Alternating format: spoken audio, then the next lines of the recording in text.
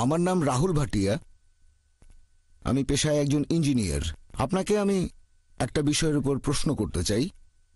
পবিত্র কোরআন বলছে ধর্মের ব্যাপারে কোনো জবরদস্তি নেই। এটা হলো 1 নম্বর পয়েন্ট। আর 2 নম্বর পয়েন্ট হলো যে একজন মুসলিম ধর্মান্তরিত হতে চাইলে তার শাস্তি হবে, আল্লাহ না করুক, সেটা হবে মৃত্যুদণ্ড। আমার মতে এই ব্যাপারটা মনের মধ্যে একরকম জবরদস্তি সৃষ্টি করে যে ধর্মান্তরিত হলে আমি এই শাস্তি পাব, সেজন্য এটা করতে পারবো না। এই ব্যাপারটা সম্পর্কে একটু পরিষ্কার জানতে চাই, আর আমি নিশ্চিত যে এই ব্যাপারে একটা ব্যাখ্যা আছে। ভাই খুব সুন্দর প্রশ্ন করেছেন। আপনি কোরআনের একটা আয়াত বলেছেন কিন্তু কোনো রেফারেন্স দেননি। সূরা বাকারা অধ্যায় নম্বর 2 আয়াত নম্বর 256 বলা হয়েছে দ্বীনের ব্যাপারে কোনো জবরদস্তি নেই। আর দ্বীন বা ধর্মের একটা অংশ আপনি কারো উপর জোরাজোরি করতে পারবেন না তরবারি দিয়ে অথবা বন্দুকের নল ঠেকিয়ে। আপনার পরের প্রশ্নটা যে যদি কোনো মুসলিম ধর্মান্তরিত হতে চায়, এভাবে অমুসলিম হয়ে যায়, নিজের ধর্ম ত্যাগ করে, তাহলে তার শাস্তি হচ্ছে মৃত্যুদণ্ড। এটা কি এক ধরনের জবরদস্তি নয়? উত্তর দেওয়ার আগে আমি একটা কথা বলে নিচ্ছি যে প্রত্যেক দেশেরই একটা নিজস্ব আইন আছে, নিজস্ব নিয়ম কানুন। আর বেশিরভাগ দেশেই বিশ্বাসঘাতকতার ক্ষেত্রে সবচেয়ে বড় শাস্তি, যেমন ধরেন একজন লোক হয়তো চাকরি করে আর্মিতে, আর ধরেন সে তার দেশের বেশ কিছু গুরুত্বপূর্ণ তথ্য, বিভিন্ন গুরুত্বপূর্ণ স্থান, এরকম তথ্যাদি পাচার করলো শত্রুর কাছে, তাহলে সেটা বিশ্বাসঘাতকতা। বেশিরভাগ দেশে যদি কেউ বিশ্বাসঘাতকতা করে, দেশের গুরুত্বপূর্ণ আর সংবেদনশীল বিভিন্ন তথ্যাদি শত্রুর কাছে তুলে দেয়, অনেক দেশে শাস্তি মৃত্যুদণ্ড, অনেক দেশে যাবজ্জীবন কারাদণ্ড। এখন যদি আমি বলি যে এটা আবার কেমন আজব দেশ যেখানে আমি বাধ্য হচ্ছি এরকম কোনো কাজ না করতে, যেটা খারাপ সেটা খারাপ।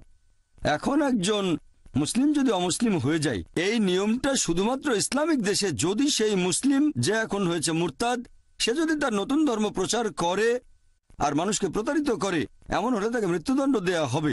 যেমন ধরেন কোনো একটা স্কুলে একজন শিক্ষক রাখলাম, অঙ্কের শিক্ষক, সে পড়াচ্ছে 2 যোগ 2 সমান 4, আগামীকাল পড়ালো 2 যোগ 2 সমান 5, আমি সেই শিক্ষককে রাখবো না স্কুলে। একইভাবে এরকম মুরতাদের ক্ষেত্রে শাস্তি কোনো ইসলামিক দেশে হচ্ছে মৃত্যুদণ্ড। এটাকে ঠিক জবরদস্তি বলা যায় না। এখানে এই লোক সত্য থেকে অনেক দূরে চলে গেছে মিথ্যার দিকে। তবে কোনো মানুষের ইসলাম ধর্ম গ্রহণের কথা যদি বলতে হয়, কোনো মুসলিম একজন অমুসলিমকে ইসলাম গ্রহণে জোর করতে পারবে না, তরবারি ঠেকিয়ে অথবা বন্দুকের নল ঠেকিয়ে। আমাদের কাজ হলো আমরা আল্লাহর বাণী প্রচার করব, পছন্দ হলে গ্রহণ করবেন, না হলে গ্রহণ করবেন না। আমাদের দায়িত্ব হলো প্রচার করা। পবিত্র কোরআন বলছে সূরা গাশিয়া অধ্যায় নম্বর 88, আমাদের দায়িত্ব বাণী প্রচার করা, সত্যের বাণী প্রচার করব সবচেয়ে সেরা উপায়ে, হিকমতের সাথে আর সুন্দরভাবে। সবচেয়ে সেরা উপায়ে একজন অমুসলিম ইসলাম গ্রহণ করবে কিনা সেটা আমাদের নিয়ন্ত্রণে নেই। আমরা তরবারি বা বন্দুকের ভয় দেখিয়ে কাউকে ইসলাম গ্রহণে বাধ্য করতে পারবো না। আপনি যেটা বললেন সেটা আলাদা বিষয়, আর সেটা ইসলামিক দেশগুলোতে। যেমন আমি আগেও বলেছি, ধরেন একজন লোক আর্মিতে চাকরি করে দেশের গোপন কিছু তথ্য পাচার করে দিল, এক্ষেত্রে শাস্তিটা হবে একই রকম। আশা করি উত্তরটা পেয়েছেন। হ্যাঁ, ঠিক আছে, বুঝতে পেরেছি।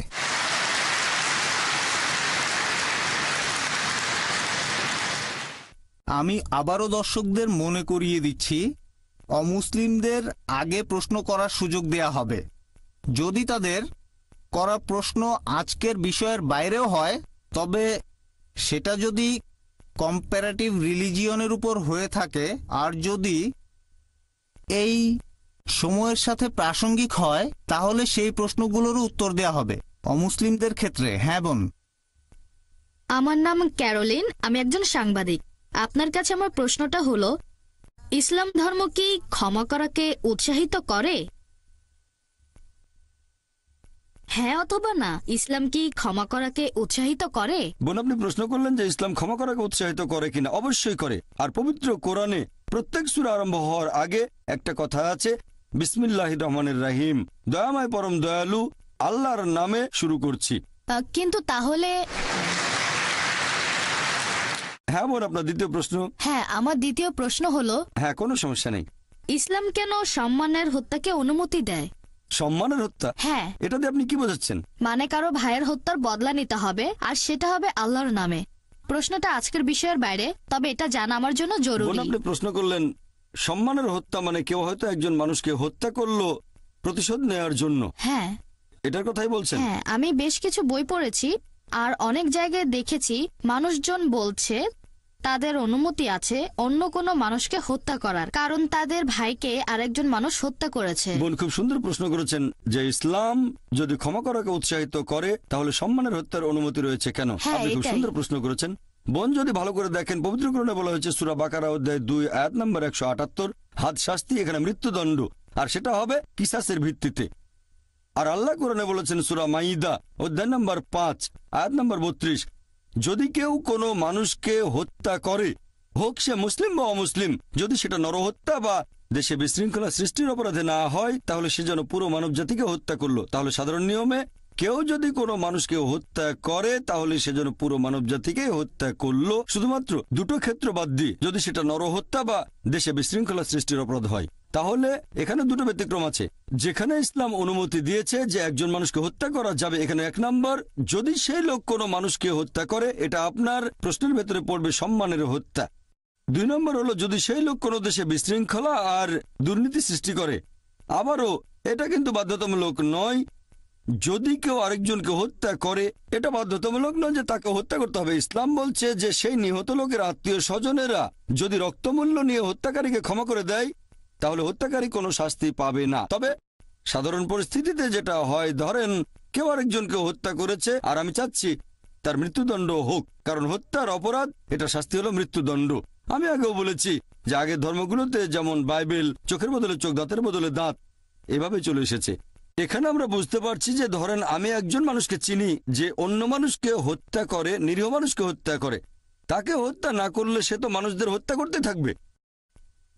তাহলে এই আইনটা শুধু ইসলাম ধর্মেই নয়, পৃথিবীর বেশিরভাগ দেশে এই আইন আছে। যদি কাউকে হত্যা করা হয়, যদি কেউ কোনো মানুষকে হত্যা করে, দেখবেন অনেক দেশেই হত্যাকারীর মৃত্যুদণ্ড অথবা যাবজ্জীবন কারাদণ্ড হয়। ইসলামে একই, যদি সে কাউকে হত্যা করে প্রয়োজন হলে তাকে হত্যা করা হবে। তবে নিহতের আত্মীয় স্বজনেরা হত্যাকারীকে ক্ষমাও করে দিতে পারে যদি তারা চায়। তারা চাইলে হত্যাকারীকে ক্ষমা করতে পারে, কিন্তু তারা যদি চায় হত্যাকারীকে মৃত্যুদণ্ড দিতে হবে তাহলে মৃত্যুদণ্ড দেওয়া হবে। আর দ্বিতীয় যে কারণে মৃত্যুদণ্ড দেওয়া হয়, যদি সে দেশে দুর্নীতি সৃষ্টি করে। যেমন ধরেন একজন লোক কাউকে ধর্ষণ করলো, ধর্ষণ করা এটা আসলে দেশের মধ্যে দুর্নীতি সৃষ্টি করা। এরকম হলে সেই লোককে মৃত্যুদণ্ড দেওয়া উচিত, কারণ এটা একটা খুবই জঘন্য অপরাধ, এটা খুবই বড় অপরাধ। তাই এখানে মৃত্যুদণ্ড ছাড়া আর কোনো শাস্তি নেই। আমি অনেক অমুসলিমকে এটা জিজ্ঞেস করেছি, আল্লাহ না করুন ধরেন কেউ আপনার মাকে ধর্ষণ করলো আর আপনি সেখানে বিচারক, সেই ধর্ষককে আপনার সামনে আনা হলে আপনি তাকে কি শাস্তি দেবেন? তখন সেই অমুসলিমদের সবাই বলেছে যে আমি তাকে মৃত্যুদণ্ড দেব। অনেক এরকমও বলেছে আমি তাকে যন্ত্রণা দিয়ে হত্যা করব। তাহলে দ্বিমুখী নীতি কেন? আমেরিকাকে এখনকার দিনের সবচেয়ে উন্নত দেশ বলা হয়ে থাকে। FBI এর পরিসংখ্যান অনুযায়ী 1990 সালে প্রতিদিন 1756টা ধর্ষণের ঘটনা ঘটেছে। 1996 সালের পরিসংখ্যান অনুযায়ী US ডিপার্টমেন্ট অব জাস্টিসের প্রতিদিন 2713টা ধর্ষণের ঘটনা ঘটেছে। 1990 সালে 1756টা, 1996 সালে 2713। হয়তো আমেরিকানদের সাহস বেড়ে গেছে। তার মানে প্রতি 32 সেকেন্ডে আমেরিকাতে একটা ধর্ষণের ঘটনা ঘটছে। আমরা এই অডিটোরিয়ামে আছি প্রায় 3 ঘন্টার মতো। এই সময়ের মধ্যে আমেরিকাতে 300টা ধর্ষণের ঘটনা ঘটে গেছে। ইসলাম ধর্মে হিজাবের বিধান আছে, আমার লেকচার আগেও বলেছি। একজন পুরুষ কোনো মহিলার দিকে তাহলে দৃষ্টি নিচু করবে, মহিলারা ইসলামিক হিজাব পরবে, এ ব্যাপারে আগেও বলেছি। এরপরেও কোনো পুরুষ ধর্ষণ করলে তাকে মৃত্যুদণ্ড দেওয়া হবে। অন্যদিকে আমেরিকান আইন বলছে 7 বছরের সশ্রম কারাদণ্ড। তবে বেশিরভাগ সময় তারা এমনিতেই ছেড়ে দেয়। অমুসলিমদেরকেও যদি জিজ্ঞেস করেন ধর্ষণের শাস্তি কি হবে, সবাই বলেছে শাস্তি হবে মৃত্যুদণ্ড। একবার এক আমেরিকানকে পেয়েছিলাম খুবই স্মার্ট। সেই আমেরিকান বলেছিল, ভাই জাকির, প্রথমে আমি তাকে 5 বছরের সশ্রম কারাদণ্ড দেব। আমি বললাম, আপনি কি জানেন আমেরিকার পরিসংখ্যান অনুযায়ী যেসব লোক ধর্ষণের মতো অপরাধ করে, কারাদণ্ড ভোগের পর যখন তারা আবার ছাড়া পায় 95%-এর বেশি লোক আবার ধর্ষণ করে।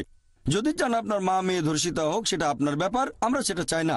সে তখন বলল, এরকম হলে প্রথমবারে মৃত্যুদণ্ড দেব। এই ধরনের ক্ষেত্রে দেশের ভেতরে দুর্নীতি সৃষ্টি যেমন ধর্ষণ ইত্যাদি ইসলাম অনুমতি দিয়েছে, এরকম ক্ষেত্রে মৃত্যুদণ্ড দেওয়া যাবে। আশা করি উত্তরটা পেয়েছে।